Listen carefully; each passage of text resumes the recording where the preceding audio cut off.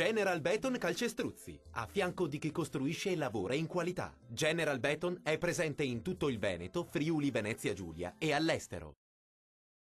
Ben ritrovati al meteo. Tempo via via più instabile sulle nostre regioni, ma vediamo il dettaglio di martedì 3 luglio.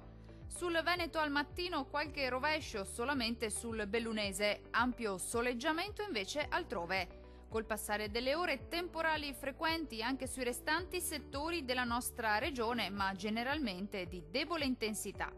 Temperature minime tra 16 e 21 gradi, valori massimi compresi invece tra 27 e 32 gradi circa. Spostiamoci ora sul Friuli Venezia Giulia.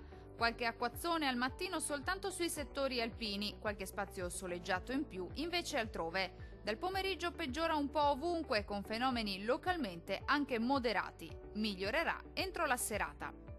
Temperature minime tra 18 e 21 gradi, massime comprese invece tra 29 e 31 gradi circa.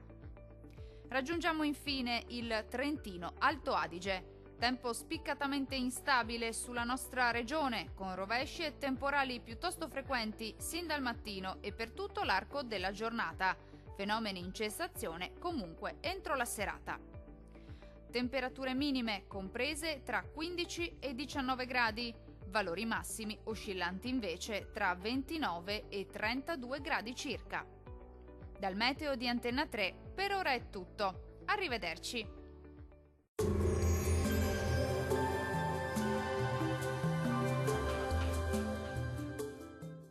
General Beton Calcestruzzi, a fianco di chi costruisce e lavora in qualità. General Beton è presente in tutto il Veneto, Friuli, Venezia Giulia e all'estero.